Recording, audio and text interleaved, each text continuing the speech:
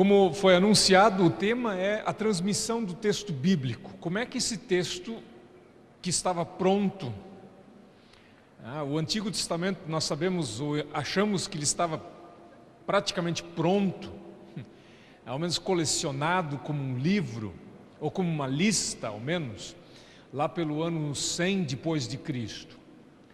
O Novo Testamento estava pronto nos seus contornos essenciais, mais ou menos os 20, 22 livros, lá pelo ano 200 depois de Cristo. Então, o que aconteceu nesse tempo intermediário? No tempo que vai desde que se estabeleceu ou se definiu uma lista, mais ou menos até o dia de hoje, quando a gente quer fazer uma tradução da Bíblia. Qual é o texto que vamos pegar? Qual é o texto que vamos tomar? Então a gente geralmente responde, para fazer a tradução do Antigo Testamento, a gente pega a Bíblia hebraica. Para fazer a tradução do Novo Testamento, a gente pega o Novo Testamento grego. Agora, como é que se faz? Como é que se chega a um livro desses? Como é que se publica um livro? À base do quê? De onde vem o material? Então, de uma forma bem simples e até muito rápida para um assunto tão complexo, eu quero apresentar essa questão da transmissão do texto bíblico. A gente tem que começar um pouco com a história da escrita, e esse material vocês têm aí no seu roteiro. Eu não quero contar toda a história, nem a minha especialidade, essa questão de paleografia e coisas desse tipo. Mas tudo indica que se escreve no mundo desde mais ou menos 3.000 antes de Cristo. Portanto, hoje já se vão 5.000 anos que existem registros de escrita.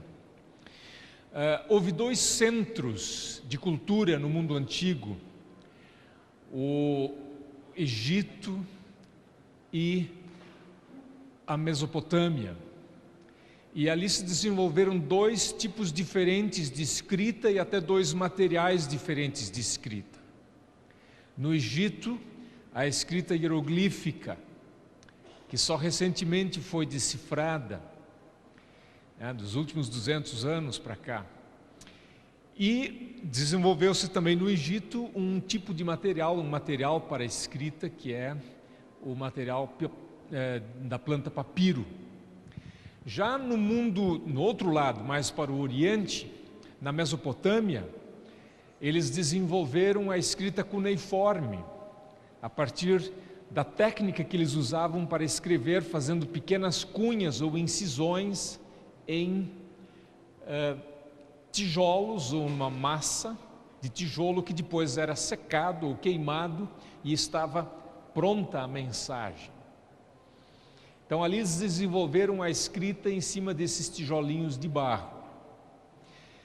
Isso lá por volta de 3.000 antes de Cristo. O nosso pai Abraão é de 2.000 antes de Cristo. Às vezes as pessoas duvidam que no tempo de Moisés se pudesse escrever. Dizem, não, Moisés não pode ter escrito, não se conhecia escrita na época. Ora, se conhecia escrita desde o tempo antes de Abraão. Se dava para escrever uma Bíblia toda com o material e com a técnica que eles tinham, isso é outra história, mas ao menos tinha possibilidade de se escrever alguma coisa. O alfabeto só foi desenvolvido por volta de 1500 antes de Cristo. Isso foi um salto tecnológico considerável. Com um número limitado de caracteres, você consegue dar conta de todo o texto que você quer escrever. Você não precisa, se você quer descrever ou falar da coruja, você não precisa mais desenhar a coruja, você simplesmente usa as letras para escrever a palavra. Os gregos, que contribuíram tanto para a nossa civilização, os gregos são os responsáveis pela invenção das vogais.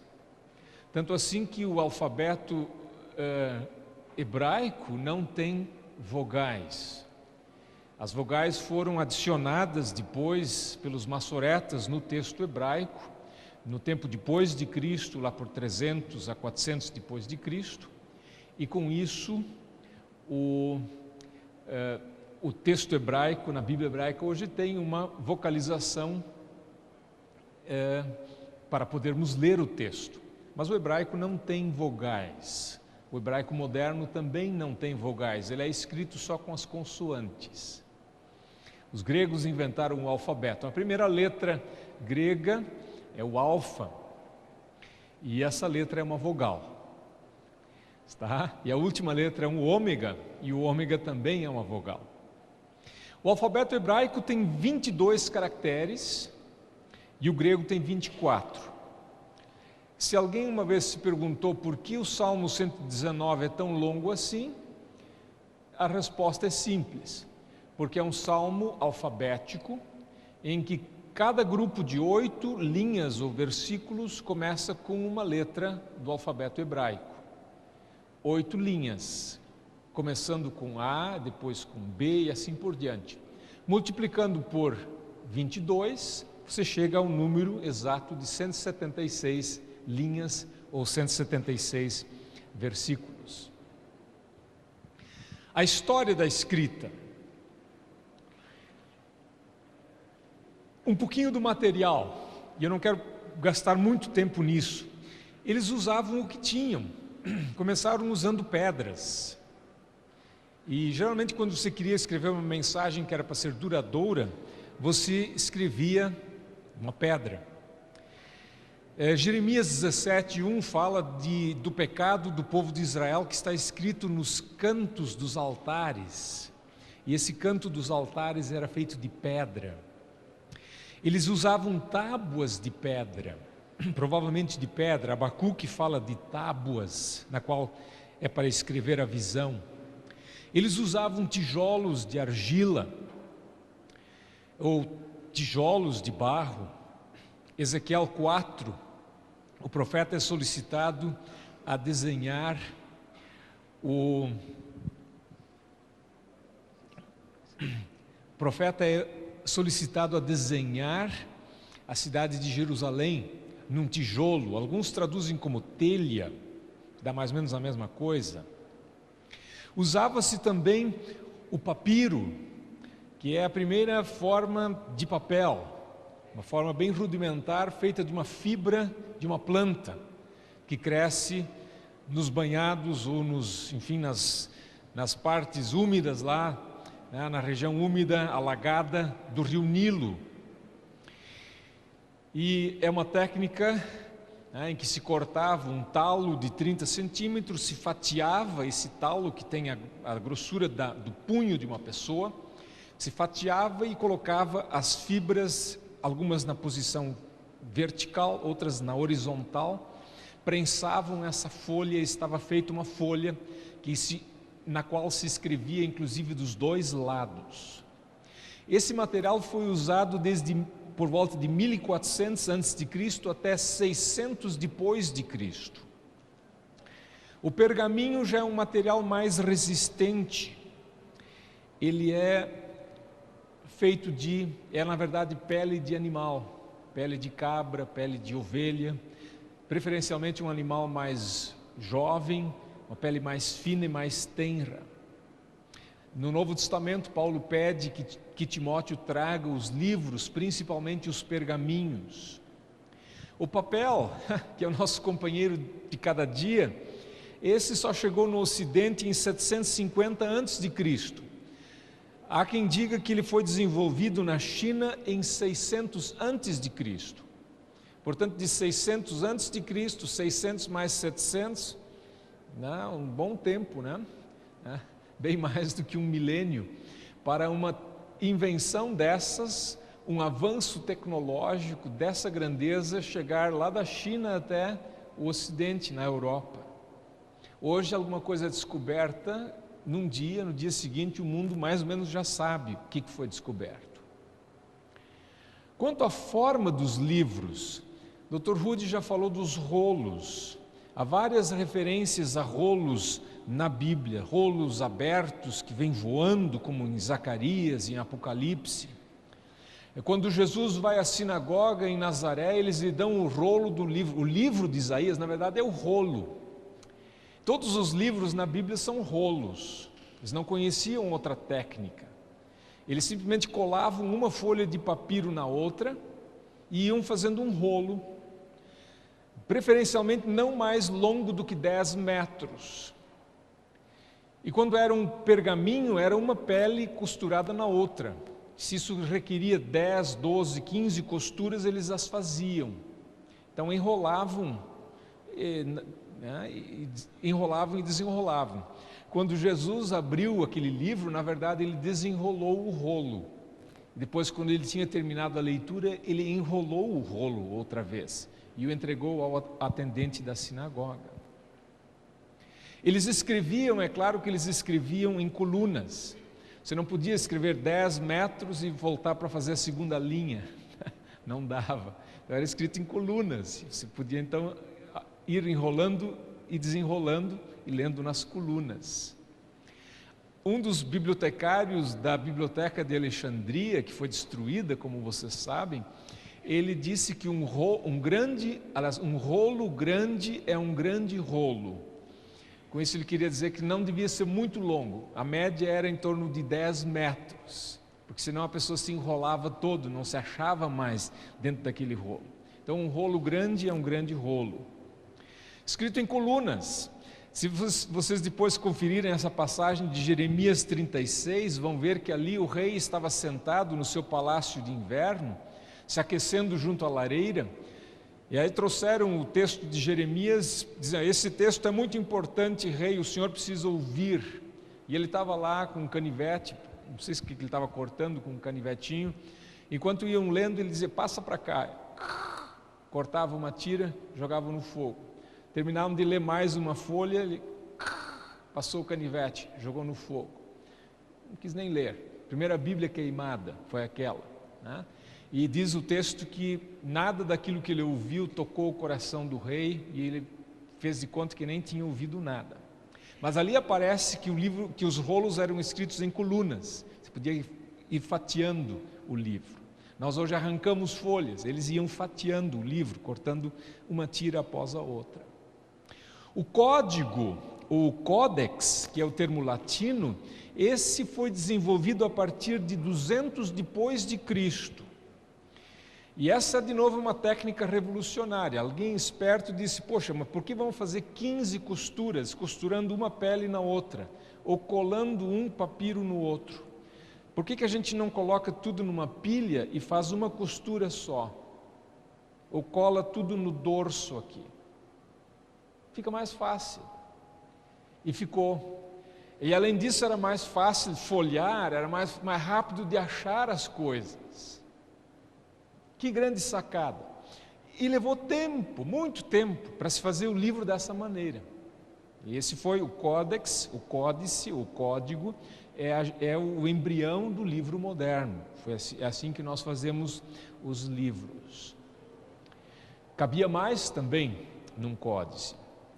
Hoje nós usamos outros materiais, né? Nós temos uma Bíblia no computador, e nós voltamos, de certa forma, à era do rolo, porque essas telas que vão surgindo aqui, uma após a outra, são na verdade como se fosse cada uma delas um pergaminho, uma folha de pergaminho, uma folha de papiro.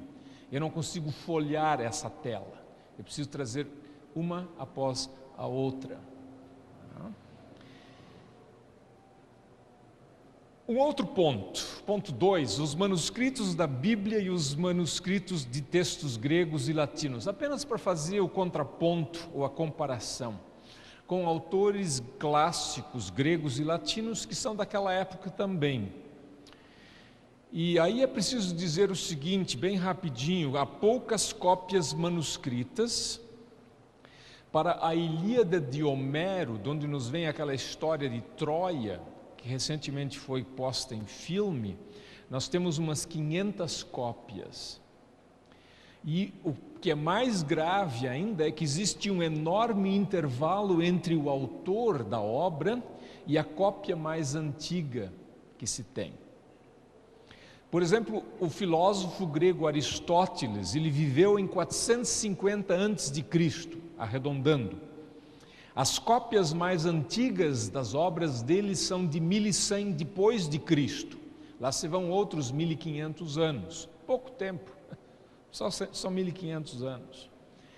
Ninguém duvida hoje, os filósofos aí, o pessoal da filosofia, eles leem Aristóteles, eles citam Aristóteles à torto e direito. Ninguém nunca pergunta, será que esse é o verdadeiro Aristóteles? Será que Aristóteles mesmo escreveu isso? Ninguém questiona. Agora, quando leem a Bíblia, será que isso é de Paulo? Será que isso é de Isaías? E a gente sabe quem é que está promovendo esse tipo de confusão nas mentes das pessoas. Para a Bíblia, o mais antigo fragmento do Novo Testamento é o Papiro 52, que data de 120, 130 depois de Cristo. E ele foi encontrado em 1930. Em 1930 se encontrou esse papiro, ele tem um número 52 e ele tem um pouquinho do Evangelho de João escrito sobre ele.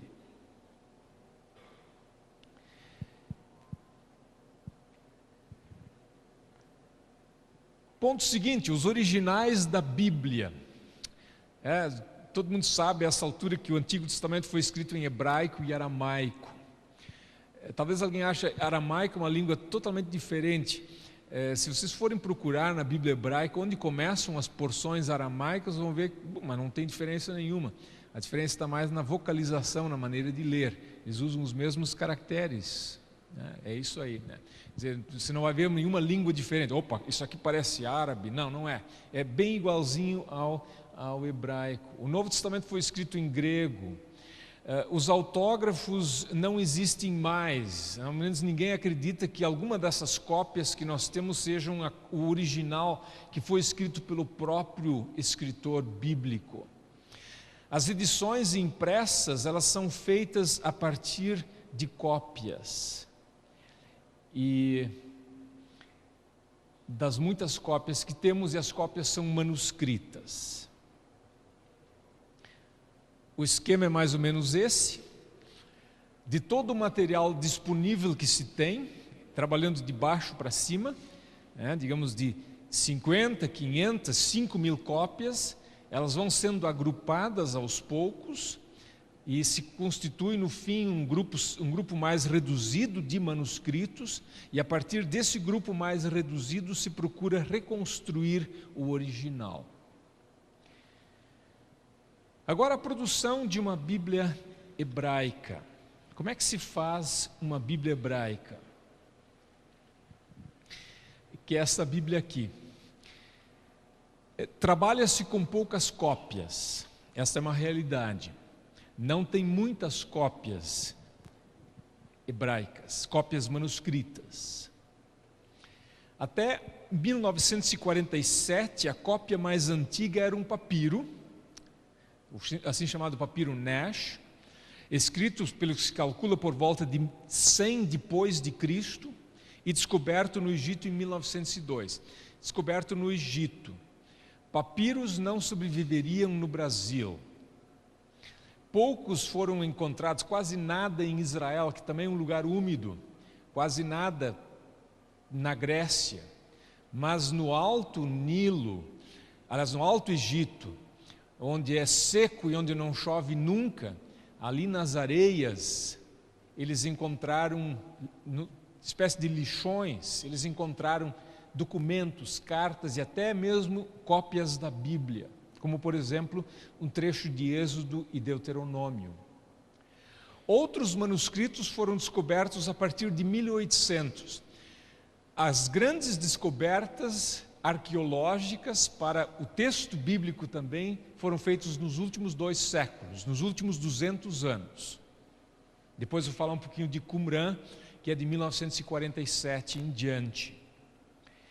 E essas descobertas são geralmente de textos copiados entre 500 e 1000 depois de Cristo. A cópia completa de todo o Antigo Testamento, que tem todos os livros num volume só, ela é de 1008 depois de Cristo, e ela forma a base da Bíblia hebraica. A rigor, a Bíblia hebraica é a impressão em forma de livro, deste um só manuscrito, do qual eu quero falar um pouquinho mais adiante. A vantagem é que os copistas hebreus eram muito cuidadosos. Eles copiavam com muito cuidado, eles tinham um controle de qualidade muito rigoroso, com contagem de palavras, sabendo qual era a palavra do meio daquele livro. Isso eles anotavam no final. Então eles podiam fazer a contagem, se o número não batia, eles sabiam que tinha havido algum erro. Se não tinha como consertar, eles inutilizavam a cópia e começavam o processo do começo. Os pergaminhos de Qumran.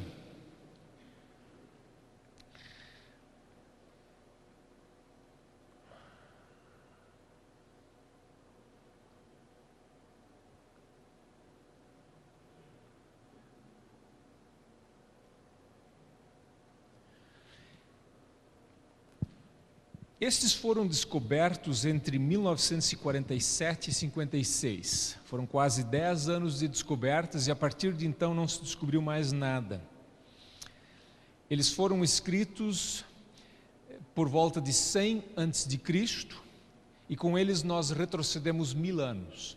O Dr. Rudy já falou, encontraram cópias de livros bíblicos em Qumran, que fica bem pertinho do lugar onde o Rio Jordão entra no Mar Morto, não longe de Jerusalém.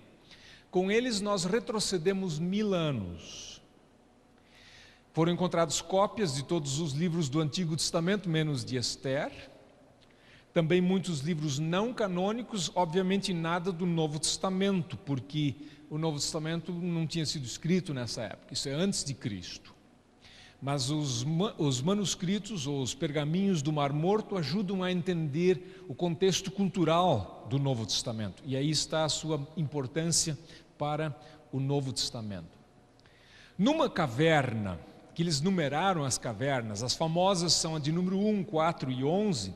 A caverna de número 4, que é chamada de Caverna dos Fragmentos, eles encontraram 15.000 fragmentos de uns 500 livros diferentes.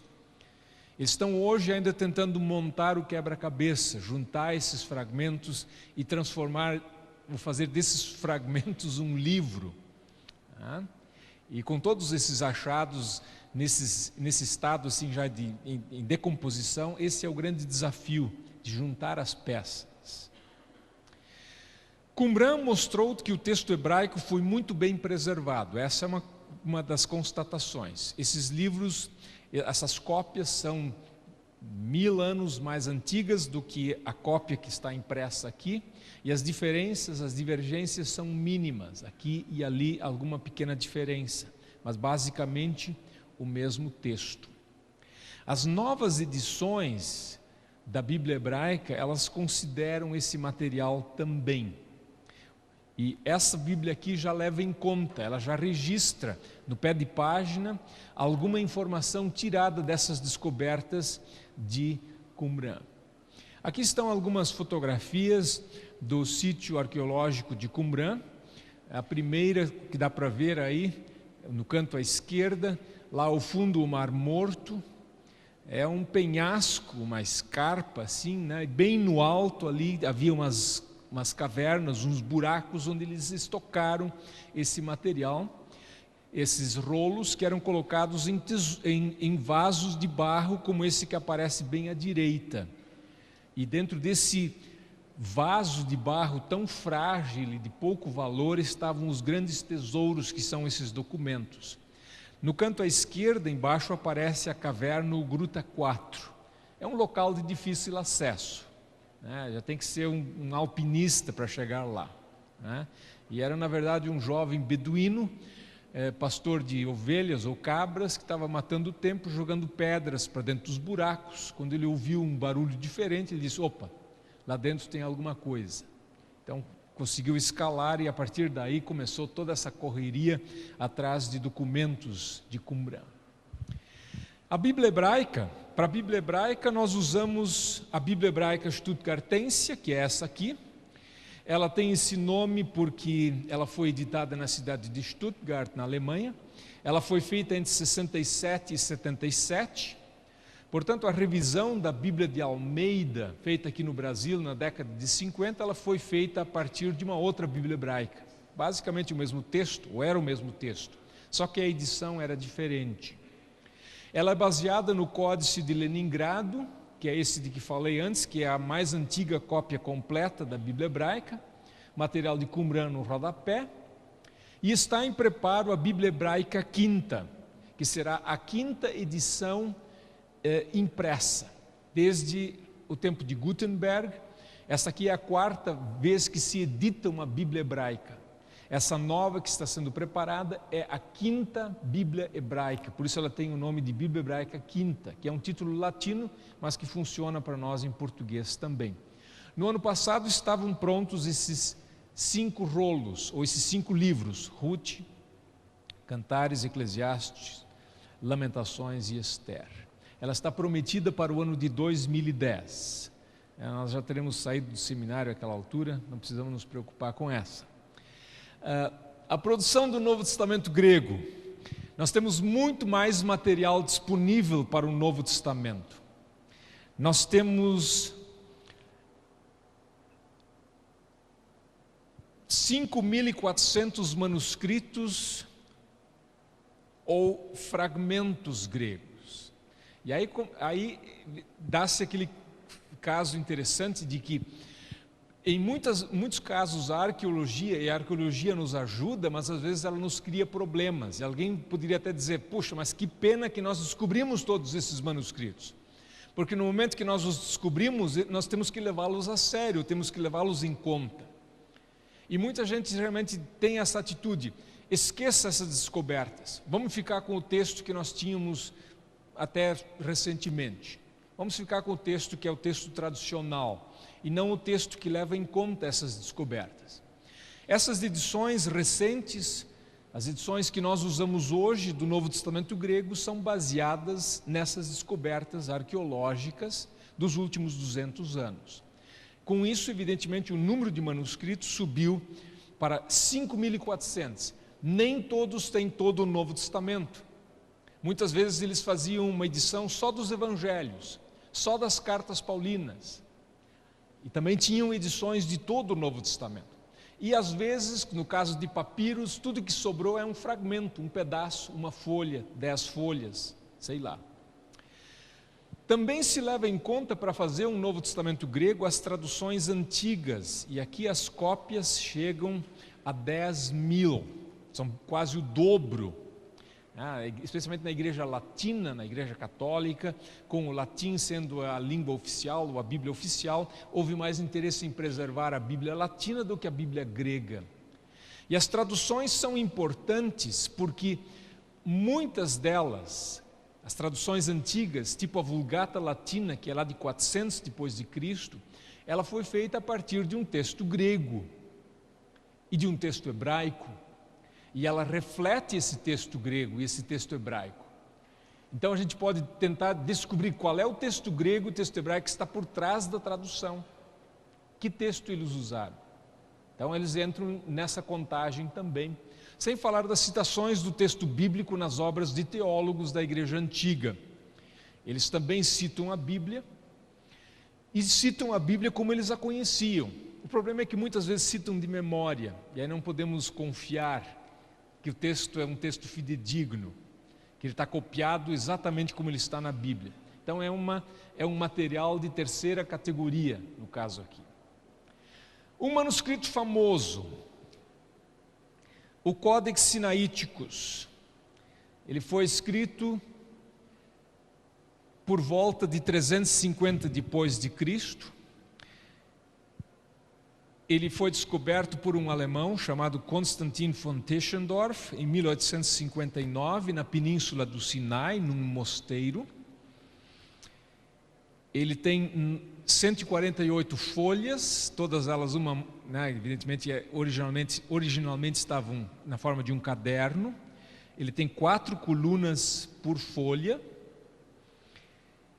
Ele está escrito em 4 colunas, todas elas letras maiúsculas e tudo emendado, só com algum outro sinal, mas nem sinal de vírgula, ponto, tudo emendado. Chegava no final da linha, não dava para dividir a sílaba ali, eles colocavam o restante da sílaba na linha seguinte. Tipo CH, que nós em português não dividimos, eles colocavam o C no final da linha e o H no começo da linha seguinte. Esse manuscrito hoje está no Museu Britânico. Essa é uma das grandes cópias. Quando nós dizemos numa nota de rodapé da Bíblia, numa Bíblia de estudo, alguns manuscritos antigos não têm esse texto, provavelmente estejamos, no caso do Novo Testamento, nos referindo, entre outros, ao Códice Sinaítico, ou Códex Sinaíticos, que tem esse nome porque foi descoberto na península do Sinai, não muito longe onde se acredita seja ou tenha ficado o Monte Sinai. Um outro manuscrito famoso é o Efraimita Rescrito. Ele é um manuscrito chamado tecnicamente de palimpsesto porque ele foi raspado de novo. Também copiado lá por 400 depois de Cristo, e esse foi reescrito em 1100 depois de Cristo com textos do teólogo Sírio Efraim. Seria mais ou menos como pegar essa Bíblia e dizer, olha, e se isso fosse possível, né? Dizer, nós temos tantas cópias da Bíblia, mas nós precisamos papel para anotar os sermões do pastor. Então a gente faz o quê? Bom, vamos tentar apagar isso aqui. Vamos passar borracha. Então passaram uma borracha, não tinham borracha, eles tinham provavelmente um estilete, um canivete, e rasparam o texto grego do Novo Testamento, foram raspando, e aí escreveram por cima o texto dos sermões do pastor. E parece que se fazia muito isso, porque a igreja chegou uma vez até a ameaçar de excomungar quem fizesse isso, porque era uma profanação do texto sagrado. O Novo Testamento está em 145 folhas, aqui eles escreveram numa coluna só por folha, e hoje está no Museu de Paris. Claro, o pergaminho era raspado porque era raro e caro. Aqui está uma foto dele, dá para ver por baixo, numa linha contínua de toda a página, ali está o texto grego, bastante apagado, esse é o Novo Testamento por baixo. Por cima, em duas colunas, está um texto em siríaco. E esses são os sermões de Efraim, o sírio. O mesmo Tischendorf, que descobriu o Códex Sinaíticos, conseguiu pela primeira vez ler esse manuscrito. Ele aplicou umas soluções, não sei bem que tinta ele jogou por cima aí, e conseguiu restaurar o que estava escrito por baixo. Esses são alguns dos manuscritos famosos. Eu preciso ir adiante e falar um pouco sobre o primeiro Novo Testamento impresso. É o assim chamado Novum Instrumentum de Erasmo de Roterdã, de 1516, primeira vez que se imprimiu como livro, o Novo Testamento. Ele tinha só 6 cópias, todas elas recentes, do século XII, 1100. Para o Apocalipse ele tinha um manuscrito, que não tinha os últimos 6 versículos, e ele não teve nenhuma dúvida. Traduziu do latim para o grego, ele próprio. E os últimos 6 versículos no Novo Testamento deles são tradução de Erasmo, do latim para o grego.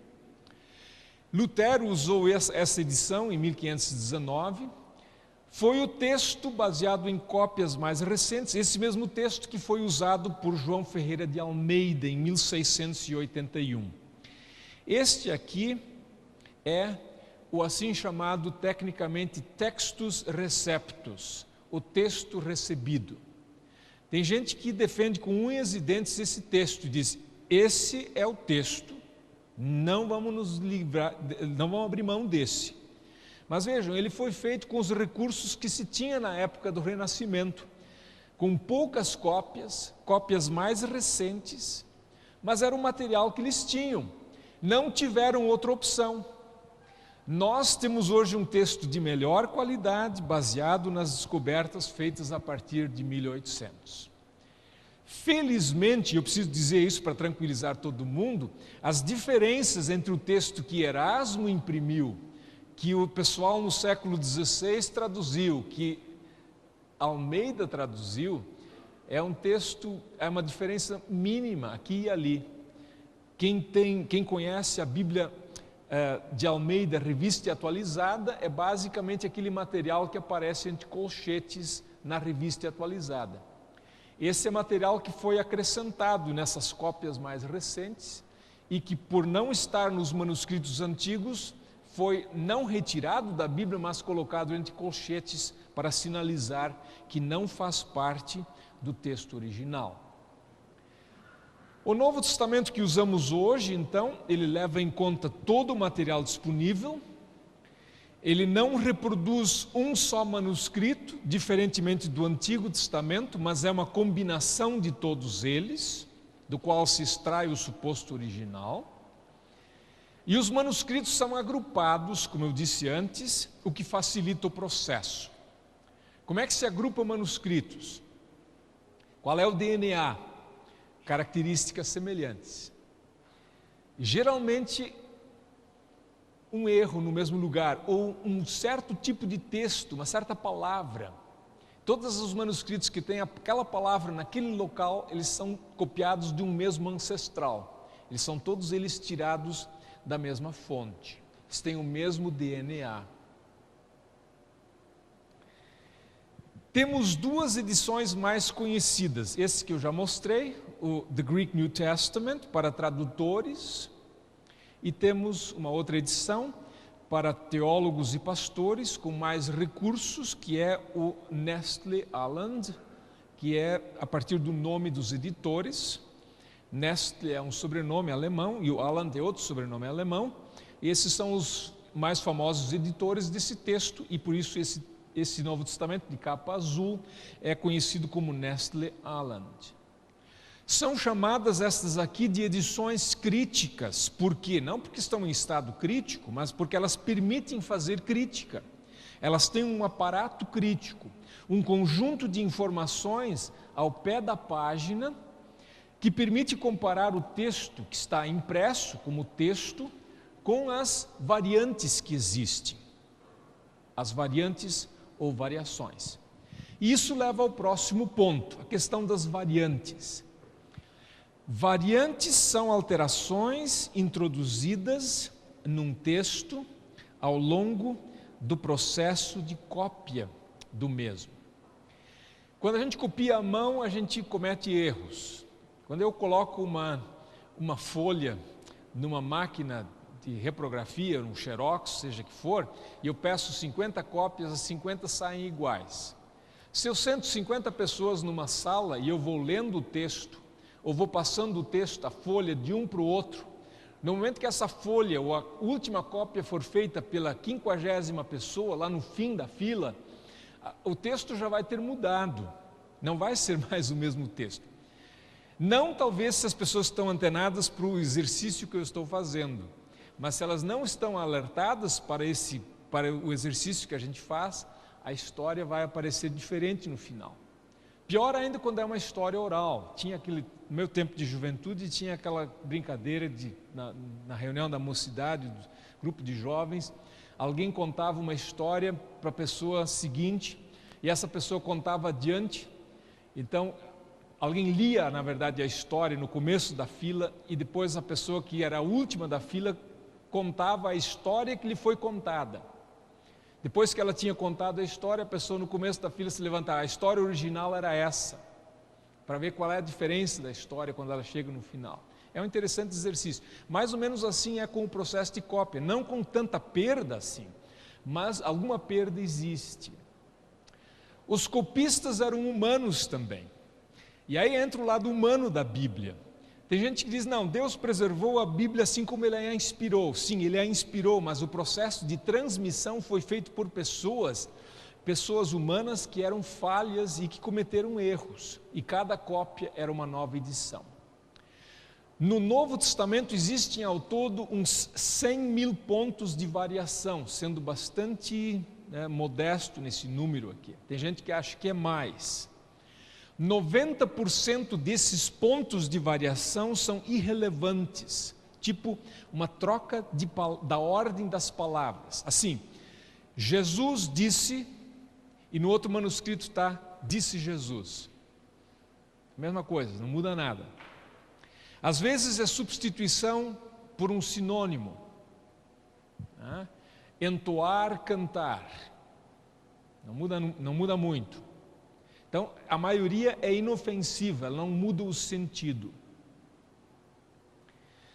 Umas 1.500 variantes afetam a tradução. Dependendo do texto que você escolhe, você vai ter uma tradução diferente. E essas 1.500 estão nesse Greek New Testament, que é feito para tradutores. As variantes mais pesadas, mais importantes, que afetam a tradução, foram registradas aqui. Tipo lá em Romanos 8:2, onde diz que fala do Espírito Santo que me livrou ou te livrou. É uma pequena diferença. E isso afeta a tradução. Entre te e me tem uma diferença. Não muda o sentido, não muda a verdade. Nós fomos libertos. Te e me, bom, libertou todo mundo. Mas Paulo está dizendo o quê? Ele está dizendo que me livrou ou te livrou. Ele está falando de si ou está falando do leitor? Então ali tem uma pequena variante desse tipo que afeta a tradução. Mas nenhuma doutrina cristã está em jogo ou é posta em dúvida. Nós não perdemos nada, as variantes não afetam nada daquilo que é central na fé cristã. Às vezes, nessa questão das variantes, se fala do texto de Apocalipse 22, a famosa, entre aspas, maldição do Apocalipse. Quando as pessoas veem, por exemplo, que na Almeida Revista Atualizada tem coisas em colchetes, e se diz que esse material entre colchetes não faz parte do texto original, e com isso se quer dizer, na verdade, deveria ser tirado da Bíblia. As pessoas lembram Apocalipse 22 e lá diz que ninguém deve tirar nada da Bíblia, mas também diz lá que ninguém deve acrescentar nada na Bíblia.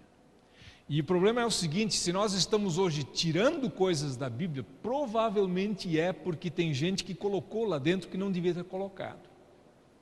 Então essa possibilidade também existe.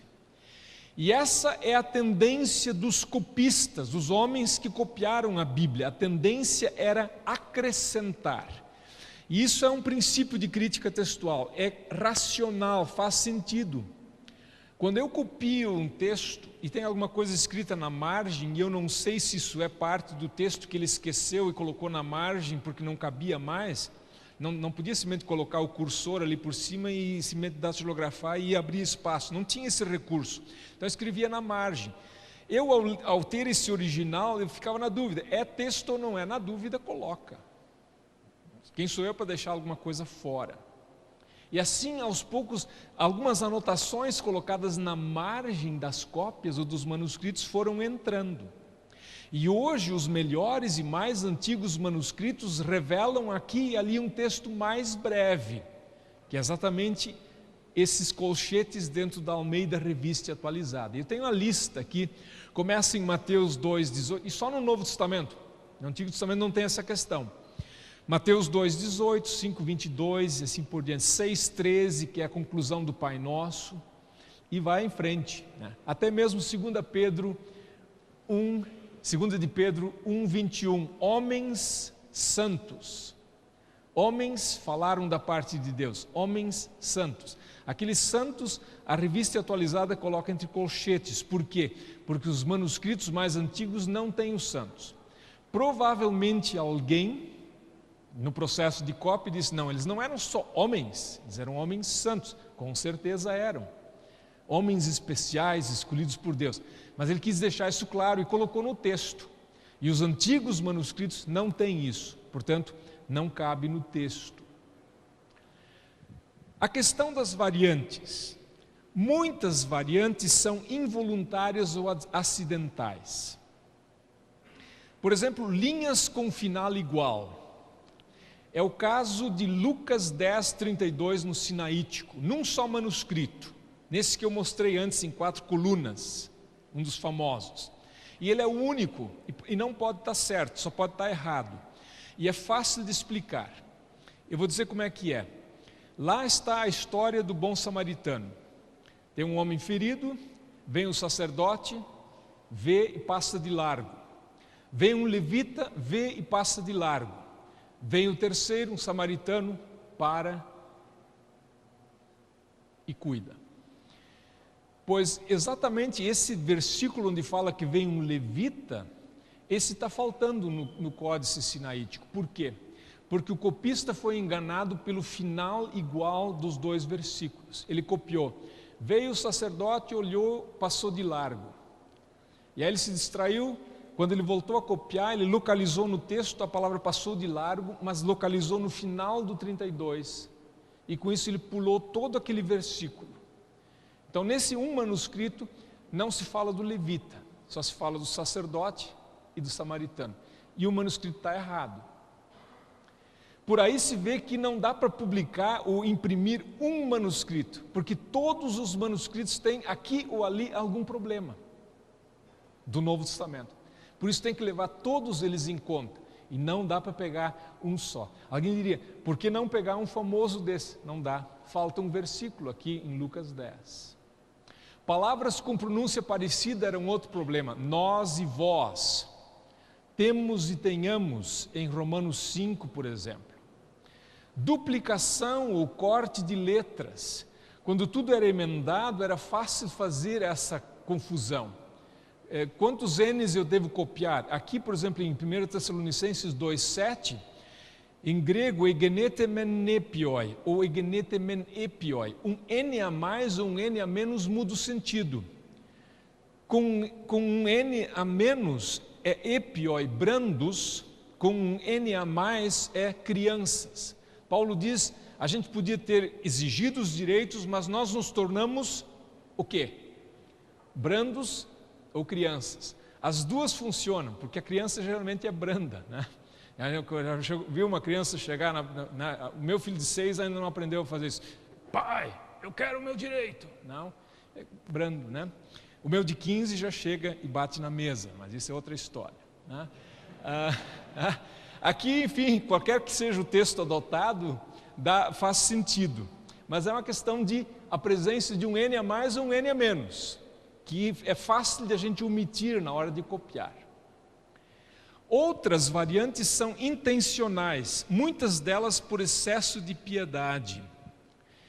Em Josué 18, por exemplo, a Bíblia Almeida traz Manassés, a Bíblia na linguagem de hoje traz Moisés, porque o copista não admitiu a ideia de que aquele sacerdote da tribo de Dan fosse descendente de Moisés, neto de Moisés. Aí eles não, de Moisés não, de Manassés. E para fazer isso no hebraico, tudo que ele precisava era inserir um N. Passou de Moshe para Manassé. Salvou a barra do Moisés. Mateus 24, 36, Jesus disse que ele, nem o filho sabe o dia do juízo. Isso os copistas disseram, não, o filho deve saber. Então deixaram fora, porque era ofensivo para eles. Em João 7, 8, Jesus diz que ele não ia para a festa, depois foi. Aí os copistas disseram, vamos salvar a pele de Jesus. Jesus disse que não foi. Não, ele não disse que não foi, ele disse, eu ainda não vou. Ele não disse, eu não vou, ele disse, ainda não vou. E no grego é fácil, é só acrescentar uma sílaba. De u, que é não em grego, passa para upo, ainda não. É só colocar um po no final, está resolvido o problema. Mateus 28, 20, o copista era crente, aí termina assim, e estarei convosco todos os dias até a consumação dos séculos. Não dá para parar ali. Amém. E ele acrescentou um amém. Alguns manuscritos só. É claramente um sinal, né, isso é fruto da piedade. A gente entende a intenção, mas não deviam ter feito isso. Esse processo agora de escolher o texto e justificar a escolha se chama crítica textual. Uma palavra de conclusão. Se tiverem dúvidas ou questões sobre essa questão de texto, nós podemos abordar isso com alguma calma amanhã. Talvez a questão do final do Pai Nosso, se isso ficou em dúvida, eu só toquei nisso, não entrei nos detalhes aqui. Mas eu preciso ir terminando por aí com uma palavra de conclusão.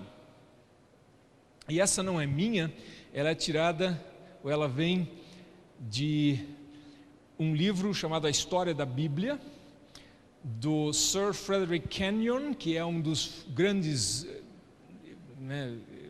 das grandes figuras, né, nesse campo da crítica textual, e ele disse o seguinte: tem gente que talvez fique chocada ao saber que a Bíblia não foi transmitida sem alterações ou variações de texto. Na verdade é que ela foi transmitida com variações. Eu pessoalmente sempre digo, o Novo Testamento é o texto do Novo Testamento com as suas variações, com as suas variantes. A gente não pode fazer de conta, não, esse problema não existe, esse problema existe. É melhor levá-lo a sério do que simplesmente tentar ignorá-lo. No entanto, como diz esse autor, mais louvável do que ignorar isso é enfrentar a realidade e fazer o melhor uso possível dos recursos que Deus nos deu para solucionarmos os problemas que os manuscritos nos apresentam. Trocando em miúdos, se tem um problema, a gente poderia tomar a atitude que dizem que o avestruz toma, né? Enterra a cabeça. Não, mais louvável do que fazer essa atitude de esconder a cabeça, ignorar o problema, é enfrentá-lo de frente e usar os recursos que temos, entre outros a nossa própria razão, que também é um dom de Deus. E aí, conclui, é confortador saber que o resultado geral de todas essas descobertas e de todo esse estudo é o seguinte: temos maiores provas da autenticidade das Escrituras e somos reafirmados em nossa convicção de que temos em mãos, de forma substancialmente íntegra, a verdadeira palavra de Deus. Ou seja, mais ou menos no espírito da palestra anterior, existem variações no texto. Não existem dois manuscritos desses 5.400 que concordam integralmente de Mateus 1 até o final do Apocalipse. Mas 98% do texto é o mesmo. Qualquer Novo Testamento que você for, Novo Testamento grego que você ler, pode ser até o texto dos Receptos, 98% do texto é o mesmo. E nos textos essenciais é o mesmo texto. É uma questão de discussão sobre 2% do texto. E esses 2% do texto não afetam aquilo que é substancialmente a palavra de Deus, naquilo que é fundamental e central nela. Espero que isso tranquilize, ao mesmo tempo que traz algumas coisas que talvez para alguns sejam totalmente novo. Deus nos tranquilize nisso. Amém.